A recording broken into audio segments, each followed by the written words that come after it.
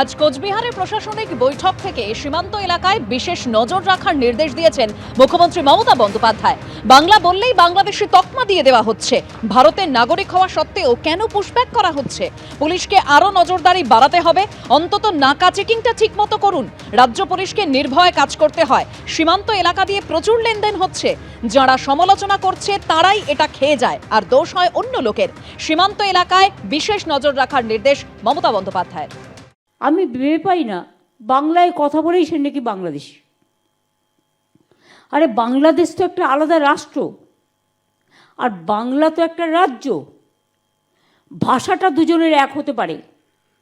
তো পাকিস্তানের যে উর্দু ভাষা, সে উর্দু ভাষায় তো আপনার ইউপির লোকেরাও কথা বলে, সে তো বিহারের লোকেরাও কথা বলে। আমাদেরও অনেকে আছে কথা বলে, উর্দুভাষী যারা আছে, যারা পাকিস্তান আর পাঞ্জাব বর্ডার আছে, তারা পাঞ্জাবি। পাকিস্তানে একটা পাঞ্জাব আছে, আবার ইন্ডিয়াতে একটা পাঞ্জাব আছে। এগুলো হচ্ছে ইতিহাস। এটাকে বিকৃত করে সবাইকে একটা বাংলাদেশি তকমা লাগিয়ে দিয়ে আর কাউকে কাউকে পুশ করা হচ্ছে। লোকাল পুলিশরা কি করছেন? আপনাদের হাতের নাগাল থেকে কি করে বেরিয়ে যাচ্ছে।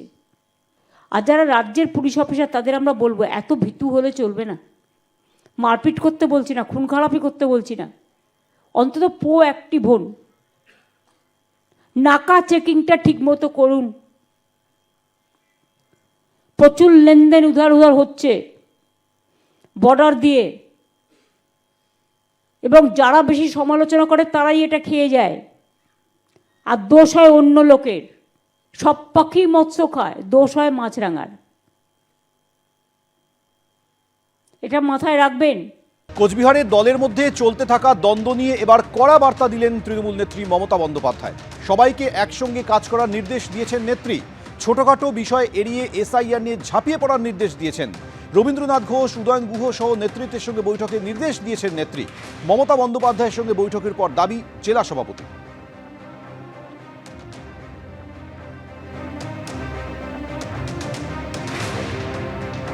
মুখ্যমন্ত্রী আমাদেরকে যেটা পরিষ্কারভাবে বার্তা দিয়েছেন যে এসআইআর নিয়ে একটা গভীর চক্রান্ত চলছে, আমাদের ইলেকশন প্রসেসটাকে ডিস্টার্ব করার, সেদিকে যাতে আমরা বেশি করে কনসেন্ট্রেট করি।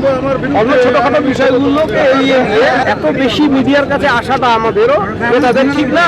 যতটা বেশি পাবলিকের কাছে যাওয়া উচিত, তার থেকে বেশি আমরা মিডিয়ার কাছে যাচ্ছি, এটা আমাদেরকে মুখ্যমন্ত্রী বারণ করে দিলেন। এবার শোনাবো উদয়ন গুহকে নিশানা করে এর আগে রবীন্দ্রনাথ ঘোষ কি বলেছেন।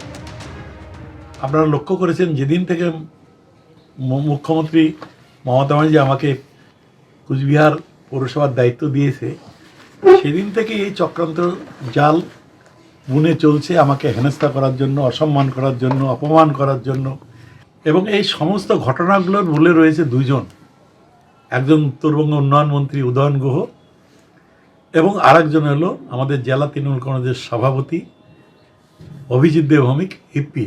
যে আমার বিরুদ্ধে এই ব্যাপারে যদি কোনো প্রমাণ দিতে পারেন, তাহলে আমার পুলিশ টুলিশ কিচ্ছু লাগবে না, আমি হেঁটে হেঁটে জেলের দরজা খুলে আমি জেলখানে একাই ঢুকে পড়ব। অনেক সময় আমরা দেখতে পাই যে আমাদের অনেক পুরনো কর্মী, দুঃসময়ের কর্মী, তাদেরকে গাজার কেস দিয়ে বুক করা হচ্ছে। বামফ্রন্টের আমলেও যেমন অত্যাচার করেছে আমাদের কর্মীদের উপরে, আবার জামা চেঞ্জ করে তৃণমূলে ঢুকে মমতা ব্যানার্জির সরলতার সুযোগ নিয়ে দলে ঢুকে আবার আমাদের উপরেই এরা অত্যাচার করছে, আমাদেরকে হেনস্থা করার চেষ্টা করছে। এরা দুজনে মিলে চক্রান্ত করে মুখ্যমন্ত্রী আসছেন এই মুহূর্তে একটা সিন ক্রিয়েট করতে চাইছেন। এতে দলের ভাবমূর্তিও নষ্ট হবে, একটা খারাপ বার্তা যাবে, মমতা ব্যানার্জিকে একটা অস্বস্তির মধ্যে ফেলতে চাইছে। এবিপি আনন্দ, এগিয়ে থাকে, এগিয়ে রাখে।